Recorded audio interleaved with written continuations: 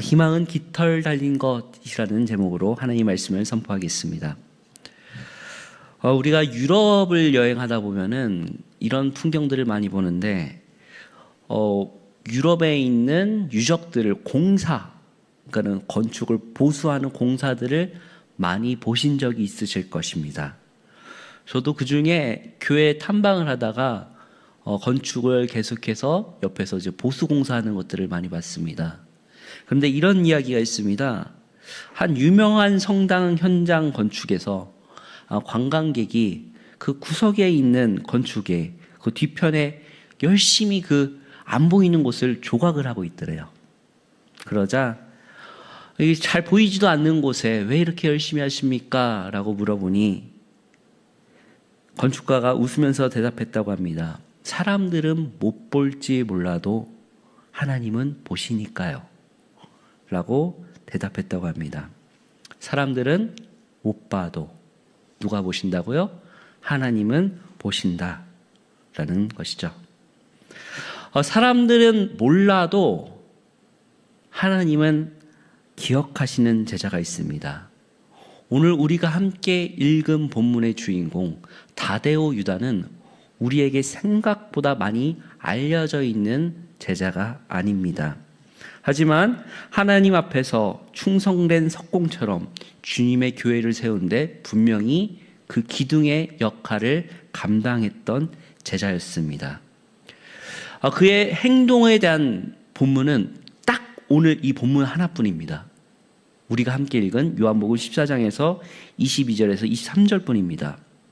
오늘 본문에서는 그를 가룟인 아닌 유다라고 구분하고 있는데, 성경은 가룟 유다와 그를 구분하기 위해서 또 그의 명예를 지키기 위해서 다데오 유다를 가룟인 아닌 유다로 기록한 것으로 보여집니다. 유다를 언제 부르셨는지, 예수님께서 언제 부르셨는지는 정확하게 기록되어 있지 않습니다. 다만 우리가 추론할 수 있는 것은 누가복음 6장에 이 가룟 유다와 또 이제 다데오 유다, 또 셀로딘 시몬 이렇게 묶여져 있는 것으로 봤을 때 아무래도 열심당원이었을 것이다 라고 보여집니다. 아무래도 유다 역시 열심당원이었던 것으로 추론하는데, 처음에는 강력한 메시아로서 예수님이 이 로마의 압제에서 우리들을 해방시켜 주실 분이시다라는 기대를 가지고 따라왔던 것으로 조심스럽게 추측을 해봅니다. 그의 이름 유다는 본래 찬송하다라는 의미입니다. 매우 좋은 이름이죠. 그런데 이 가룟 유다의 이미지 때문일지 몰라도 유대권 외에는 그 이후로, 예수님의 이후로 유다라는 이름을 잘 안 씁니다. 그 이미지가 참 타격이 크죠. 개인적으로 참 안타깝습니다. 유다라는 이름이 얼마나 위대한 이름입니까? 유다 지파, 그곳에서 다윗과 예수님이 나오셨죠. 유대권에서는 이 이름이 정말 중요하다라고 말씀드렸는데, 유명한 성경학자는 그 다데오 유다에 대해서 연구하면서 세 가지 이름을 가졌다라고 합니다. 먼저 마태복음과 마가복음에서는 이를 소개할 땐 다데오라고 소개를 하고 있고요. 누가복음에서는요, 다데오가 아니라 그냥 유다라고 기록되어 있고, 누가복음 13장에서는 야고보의 아들 유다라고 기록되어 있습니다. 학자들은 유다가 본명이고 다데오가 아마 별명이었을 것이다 라고 하는데, 다데오도 도다라는 말에서 의미가 유래되는데, 이 도다라는 뜻도 찬송하다라는 뜻입니다. 그러니까 이름도 그렇고 별명도 그렇고 결국에는 어떤 의미다? 찬송하다라는 의미를 가지고 있습니다.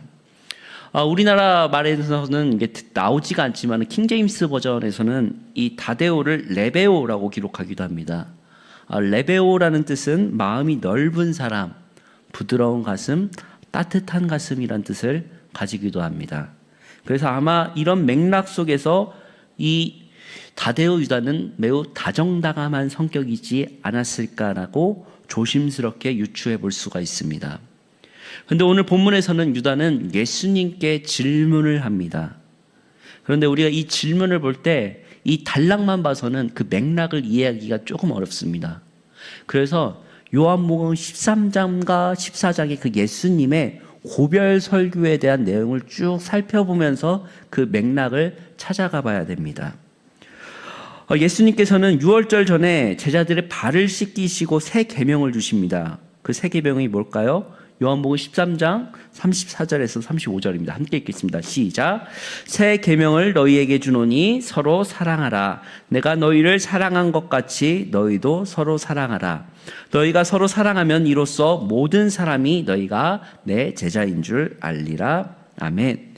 예수님께서 그 제자들의 발을 직접 씻기시고 나를 영접하는 자, 곧 나를 본 자는 하나님을 볼 수 있을 것이다 라고 말씀하십니다. 그런데 여기서 살짝 여기선 빠졌지만은 가룟 유다에게 한 번쯤 기회를 주세요.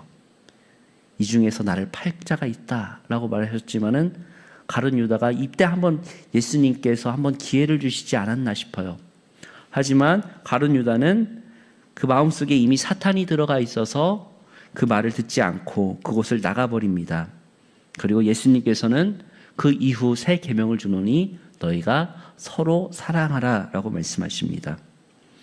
너희가 서로 사랑하면 너희가 내 제자인 줄 알 것이다 라고 예수님께서 말씀하셨습니다. 그리고 나서 예수님께서는 14장에 내가 곧 길이요 진리요 생명이요 라고 말씀하십니다. 우리 요한복음 14장의 핵심 구절 한번 같이 읽겠습니다. 1절과 6절입니다. 시작. 너희는 마음에 근심하지 말라. 하나님을 믿으니 또 나를 믿으라. 예수께서 이르시되 내가 곧 길이요 진리요 생명이니 나로 말미암지 않고는 아버지께로 올 자가 없느니라. 아멘. 그러자 이 말을 하자 우리가 지난번에 한번 같이 봤던 우리 예수님의 제자 중에서 가장 실증주의자, 계산이 빠른 제자 누구죠? 또 자기가 봐야 되는 제자 빌립이 묻습니다. 빌립이 예수님 그렇다면 아버지를 우리에게 보여주세요 라고 묻죠. 그러자 예수님께서는요, 내가 지금까지 했던 말이 나를 보면 즉 아버지를 본다라는 말씀을 계속하셨는데 그 중에서도 빌립은 우리에게 아버지를 보여주세요 라고 또다시 묻습니다. 그러자 9절에 나를 본 사람은 아버지를 본 것이다 라고 말씀하시죠. 아버지가 내가 아버지 안에 거하고 아버지가 내 안에 계시기 때문에 그것을 믿어라. 그리고 그것을 못하겠거든 행하는 그 일로 말미암아 믿으라 라고 말씀하십니다.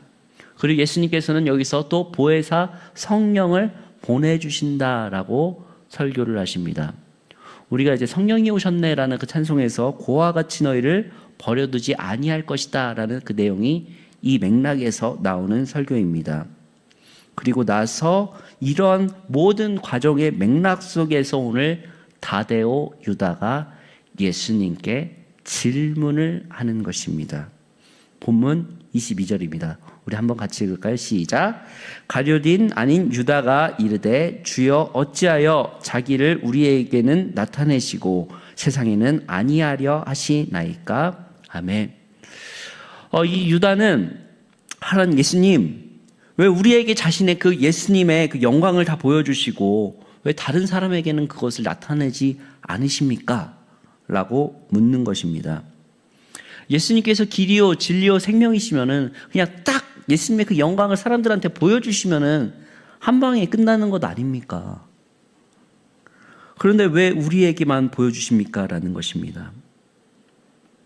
이 질문은 예수님께 따지는 것이 아니라 내가 따르고 있는 예수님이 더 많은 사람들에게 알려졌으면 하는 바람으로 하는 의미로 따뜻한 마음으로 다른 사람을 배려하는 질문으로 우리가 해석할 수 있습니다.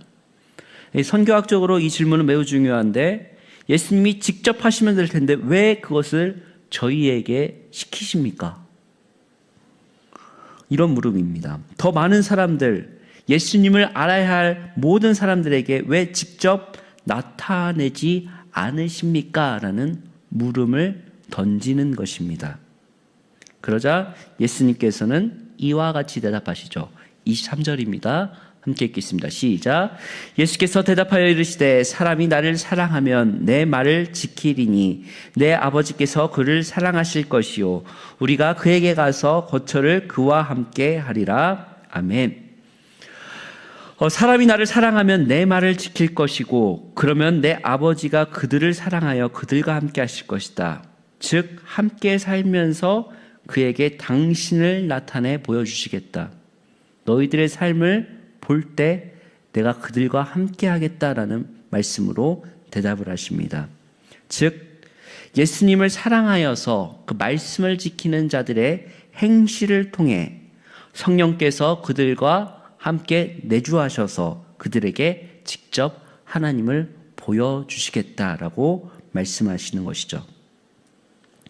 왜 세상에 드러내지 않으십니까? 라는 질문은 복음의 보편성 전파의 의지에 대한 고민에서 나왔다라고 할 수 있습니다. 그러니까 이 질문은 믿음이 없음이 아니라 더 깊은 믿음의 차원으로 들어가기 위한 심층 높은 질문이라는 것이죠. 더 깊은 이해의 열망의 표현이라고 할 수 있습니다. 다데오 유다는 평소에 어떻게 행동했는지는 드러나는 게 없습니다. 하지만 이 복음에 있어서 특히 예수님의 가르침에 있어서는 매우 진지했던 것으로 보여집니다. 믿음은 질문할 수 있는 용기에서 자라난다라고 합니다. 다시금 말씀드립니다. 믿음은 질문할 수 있는 용기에서 자라난다. 질문을 하고 신앙에 있어서 그 건강한 질문은 성장할 수 있는 계기가 됩니다. 여러분들도 내 삶 가운데 이 신앙의 질문들이 몇 번 있으셨을 것이라 생각됩니다. 저는 그 답을 찾아가는 과정이 신앙의 건강한 성장 과정이라고 생각합니다. 개인적으로 10년이 벌써 더 넘은 것 같습니다. 중학교 친구의 그 입교 예식 교육을 위해서 하고 있을 때 그 중학교 친구 한 명이 저에게 질문을 했던 것이 생각나요. 벌써 이제 10년이 지난 이야기지만 전도사님, 어떻게 하나님이 살아계신다면 세월호 같은 사건이 있을 수 있겠습니까? 라는 그 중학교 아이의 그 질문이 있었어요. 물론 이게 신학적으로는 그 신정론과 관련한 질문이죠. 근데 저는 이 아이의 질문이 정말 건강하다라고 생각합니다. 그 아이가 그 물음에 대해서 찾아가면서 자신의 신앙이 점점 정립되고 그리고 더 두터워지기 때문에 그렇죠. 개인적으로 우리 일신교회 청소년 아이들도 이런 참 선생님을 난감하게 하는 질문들 많이 하기를 바랍니다. 그런 아이들이 많아졌으면 좋겠습니다. 왜냐고요? 이 질문을 통해서 신앙이 점점 성장하기 때문에 그렇습니다. 아마 유다 역시 답답한 마음에서 또한 갈급한 메시아의 그 민족 해방의 신념에서 이 질문이 나왔을 수도 있습니다. 성경은 그의 사역에 대해서 워낙 침묵을 지키고 있어서 우리가 그의 삶을 보려면은 우리의 교회사의 그 전승을 의존할 수밖에 없습니다. 전승을 따르면은 그는 처음에 유대 땅을 떠나서 시리아로 가서 복음을 전파했습니다. 그리고 유프라테스 그리고 그 강가에서 사역을 하다가 지금에 있는 터키로까지 가게 됩니다. 그리고 나서 이라크까지 가고 말년에는 아르메니아까지 갔다고 하죠. 그가 지금 터키의 에데사 지역에서 그 외곽에 있는 왕이었던 아부가르의 병을 치료해 주자 부족 전체가 다시 회심을 하게 되는 사건이 일어났다라고 합니다. 그래서 지금까지 또 거기서 그 소문이 나자 아르메니아까지 그 소문이 퍼졌다고 합니다. 그리고 나서 아르메니아까지 가서 복음을 전파하고 그리고 아르메니아는 그 사건 때문에 아르메니아에게 첫 복음을 전달했기 때문에 아르메니아 교회는 아직도 이 다데오 유다를 아르메니아 교회 수호 성인으로 지키고 있습니다. 선교학 용어로 이것을 집단 개종, people movement라고 하는데 초기에 선교의 문을 열 때 이런 일들이 많이 있었다고 합니다. 치유의 사건을 통하여서 특히 그 지역의 부족장, 왕이 그것을 경험하고 집단으로 개종하는 사건들 말입니다. 그리고 나서 그가 시리아로 되돌아가다가 결국엔 시리아에서 복음을 전하다가 순교한 것으로 전해져 있습니다. 그는 다른 제자들처럼 유명하진 않았지만 그 또한 분명히 끝까지 충성하면서 예수님의 제자의 역할을 감당한 사도였습니다. 예수님의 제자 2명의 이름이 유다였지만 다데오 유다는 이름값을 한 제자였습니다. 성서학자 알렉산더 브루스가 12제자의 훈련이라는 책을 제자의 전승을 이렇게 소개할 때 같은 이름을 가진 유다가 예수님에 대해서 불평하고 있을 때 또 다른 이름을 가진 유다는 예수님을 찬양하고 있었다라는 표현이 있습니다. 그의 삶이 진실로 이름값을 한 유다라는 것이죠. 찬양했다라는 것이죠. 오늘 말씀을 제가 정리하자면은 저는 오늘 말씀 제목을 희망은 깃털 달린 것이라고 말씀 제목을 했습니다. 제가 곰곰이 이 말씀을 묵상하면서 이 다데오 유다를 어떻게 표현하면 좋을까라고 생각하다가 영문학자 영어 시인 에밀리 디킨스의 시를 가지고 온 것입니다. 한 구절만 따서 읽겠습니다. 희망은 깃털 달린 것, 영혼 속에 앉아 가사 없는 곡조를 노래하며 결코 멈추지 않는다. 예수님의 제자란 무엇일까요? 우리가 요즘 목사님께서 하시는 주일 선교 산상수훈을 말씀하시는데 예수님께서 제자에 대해서 계속 말씀하시죠. 무리냐 제자냐. 제자는 그 스승의 말을 따르는 사람. 그 말씀을 사랑하고 그 말씀을 따라가는 사람. 또한 오늘 말씀도 제자라는 것은 예수님을 사랑하고 그 말씀대로 따르는 자라고 오늘 다시 제자도에 대해서 다시금 배웠습니다. 오늘의 예수님의 대답이 무엇이냐면 왜 그것을 저희한테 맡기십니까? 왜 보이지 않으십니까? 라고 할 때 너희들의 삶을 통하여서 내가 너와 함께 하겠다 라고 말씀하신 것이죠.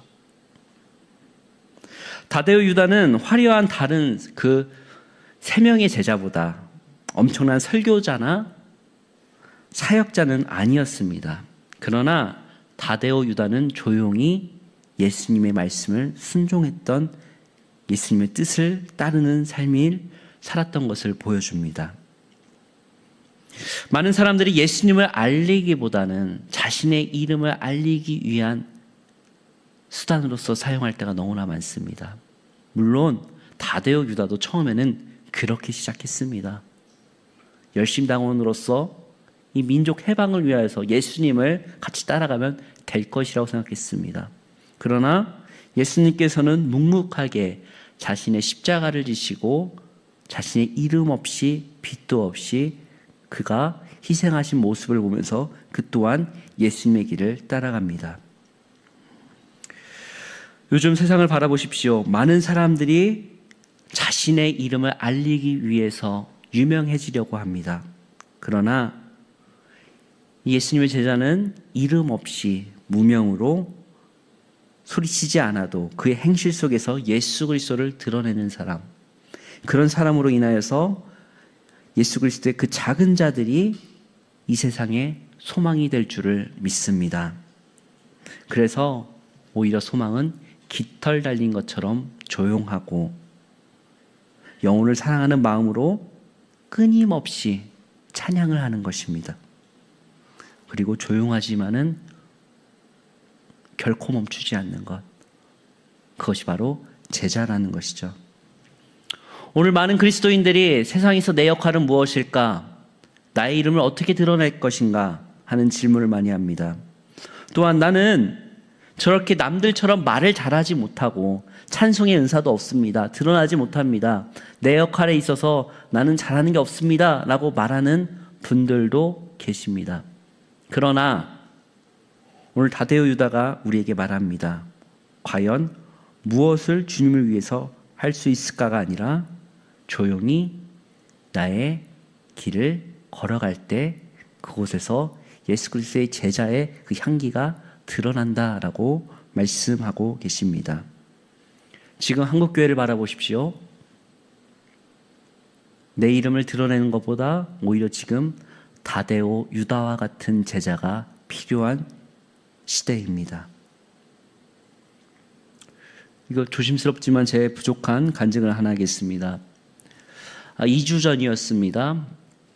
2주 전에 울산에서 전화가 한 통이 왔어요. 과거에 섬겼던 교회 집사님입니다. 근데 그 아들이 좀 똑소리가 나서 제가 좀 5학년 때부터 좀 눈여겨봐서 좀 공부를 조금 시켰습니다. 좀 특별하게 훈련시킨 기억이 납니다. 좀 유별나게 잡았죠. 성경을 절 단위로 외우게 시킨 게 아니라 제가 장 단위로 외우게 시켰어요. 매주간. 그리고 대학생들도 좀 읽기 힘들다는 책을 좀 읽히면서 좀 공부를 하고 성경고사도 훈련을 시키고 그랬던 것으로 제가 기억을 합니다. 근데 여러분들도 잘 아시잖아요. 좀 될 만한 애들은 그렇게 시켜도 돼요. 그렇게 되는 애들이 있어요. 그리고 나서 6학년 정도 때에 그 성경 경시대회도 나가고 지역 예선을 통과해서 영남대회도 있고 그런 대회로 많이 내보냈습니다. 그리고 영어 그 성경학교 시간에 고생했다고 제가 울산에는 여기 신사동 이제 가로수길이 있다고 하면 울산의 성남동에는 젊음의 거리라고 있습니다. 좀 유치하죠? 조용히 몰래 데리고 가서 수고했다고 팥빙수를 사주는데 애가 그렇게 고백을 하는 거예요. 전도사님, 울산 사투리가 그렇습니다. 전도사님은 제가 볼 때 의대에 갈 수 있는 확률이 몇 %나 될 것 같으세요? 그러니까는 너 한 52% 정도? 기는 꺾으면 안 되니까요. 그 정도는 될 거다 생각을 하니까는 자기는 의사가 되고 싶다는 거예요. 근데 그래서 자기는 왜 그러냐라고 하니까 남들이 안 가는 정형외과나 외상외과 이때를 가겠다라고 하잖아요. 그래서 왜 그러냐라고 하니까는 예수님이 그러셨잖아요 라고 대답을 하죠. 그래서 저는 개인적으로 얘 또 이국종 요즘 또 다큐멘터리 유행하니까 유행 따라가나 라는 생각을 좀 했습니다. 그러면서도 알았다, 열심히 하면서 노력해라 라고 하면서도 기도할게 라고 격려해 줬습니다. 그리고 그게 벌써 몇 년이 지났습니다. 그 아이가 지금 중학교 2학년이라고 하는데 그 아버지한테 연락 오기로는 이번 성적이 전교 1등을 했다는 거예요. 그리고 이번에 과학경시대회를 나갑니다 라고 말을 하는 거예요. 열심히 했구나, 잘하고 있구나 라는 생각이 들었습니다. 그런데 남들 보기엔 이런 스펙들이 우아하고 자랑하고 막 그렇겠지만은 사실 목회자로서 진짜 자랑거리는 따로 있습니다. 조심스럽습니다만은 정말 말도 못하는 가정 환경 속에서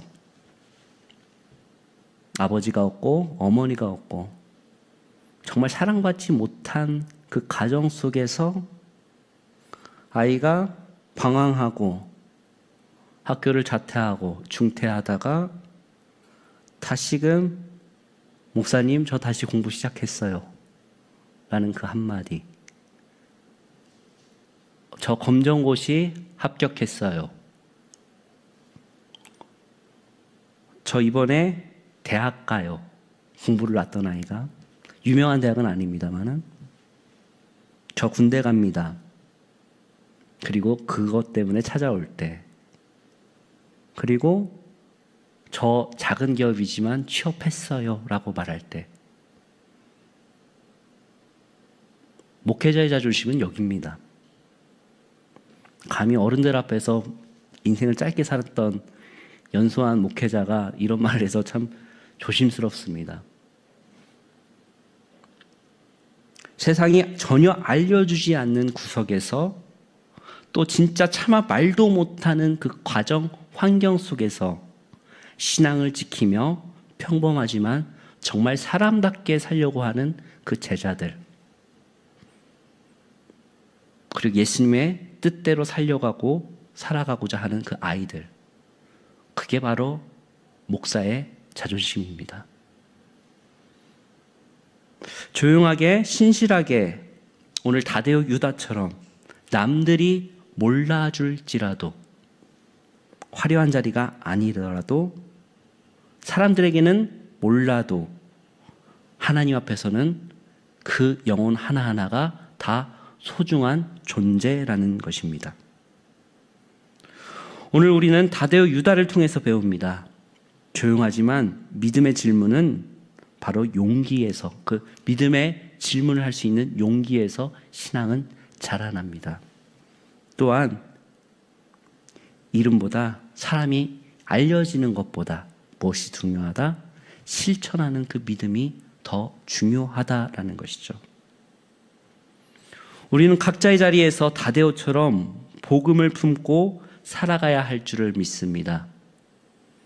조용하지만 그것을 실천할 때, 사람들이 세상에서 내가 이렇게 세상을 바꾸겠습니다 라고 말했지만 그들이 세상을 바꿨습니까? 아니요. 오히려 조용하게 예수 그리스도의 길을 걷는 사람에게, 그 십자가를 묵묵히 지키는 자들 때문에 세상은 변한 줄로 믿습니다. 성도 여러분, 조용하지만 결코 멈추지 마시길 바랍니다. 그래야 해서 예수 그리스도의 참된 제자 되시기를 주님의 이름으로 축복합니다. 우리 말씀 생각하면서 함께 기도했으면 좋겠습니다. 첫 번째 기도 제목은, 주님, 세상 사람들은 다들 유명해지려고 하지만 오늘 말씀을 따라서 다데오 유다와 같이 조용하지만 신실한 믿음 가질 수 있게 하옵소서라고 첫 번째로 기도해 주시고, 두 번째로 우리 일신교회가 예수님의 음성을 귀 기울이며 예수님의 말씀을 사랑하여 행하는 참된 제자 될 수 있게 하옵소서라고 기도해 주십시오. 그리고 끝으로 부활절 이후 기쁨의 50일간 백업 기도로서 그 능력을 체험할 수 있게 하옵소서라고 우리 주여 세 번 외치신 후에 합심으로 기도하도록 하겠습니다. 주여, 주여, 주여.